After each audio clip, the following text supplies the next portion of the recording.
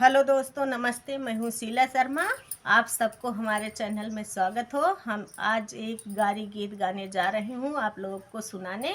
आप लोग फुल आवाज़ करके उसे सुनना। आप लोगों को अगर पसंद आ जाए दोस्तों तो लाइक शेयर सब्सक्राइब कमेंट भी करना दोस्तों। हमारा भी फुल सपोर्ट करो।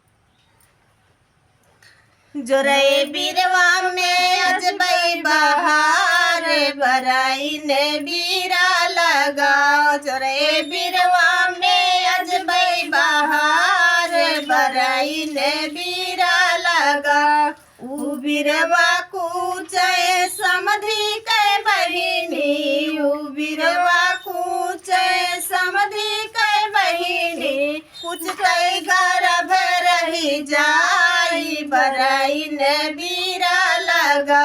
अरे कुछ कई गर्भ रही जाई बराई ने बीरा लगा। मुखवा रुमाल धइ के रोवे समाधि साले के बनी है लड़किया के बाप बराई ने बीरा लगा। अरे मुखवा रुमाल धइ के रोवे समाधि साले के बनी है लड़किया के बाप बराई ने बीरा लगा।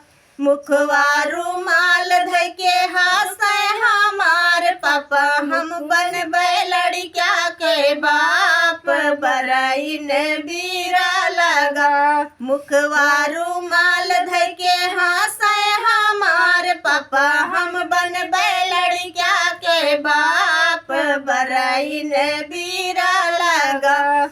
जोरे बिरवा में अजबई बहार बराई ने बीरा लगाओ।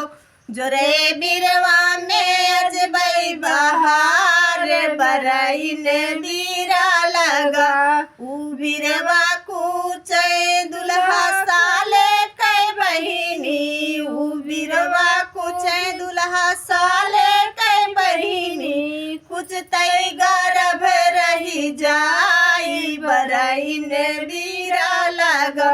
अरे कुछ तई गर्भ रही जाई बराई ने बीरा लगा। मुखवा रुमाल धइ के रोवे दूल्हे साले के बनी है लड़किया के बाप बराई ने बीरा लगा। मुखवा रुमाल धइ के रोवे दूल्हे साले के बनी है लड़किया के बाप बराई ने बीरा लगा। मुखवा रुमाल धइ के हंसे हमार भैया हम बनबे लड़किया के बाप बराई ने बीरा लगा। मुखवा रुमाल धइ के हंसे हमार भैया हम बनबे लड़किया के बाप बराई बीरा लगाओ। जोरे बिरवा में अजबई बहार बराई ने बीरा लगा। उ बिरवा कूचे अगुआ साले के बहिनी, उ बिरवा कूचे अगुआ साले के बहिनी। कुछ तई गर्भ रही जाई बराई ने बीरा लगा। अरे कुछ तई गर्भ रही जाई बराई ने बीरा लगा। जोरे बिरवा में अजबई बहार बराई ने बीरा लगा। मुखवा रुमाल धइ के रोवे अगुआ साले के बनी है लड़किया के बाप बराई ने बीरा लगा। मुखवा रुमाल धइ के रोवे अगुआ साले के बनी है लड़किया के बाप बराई बीरा लगा।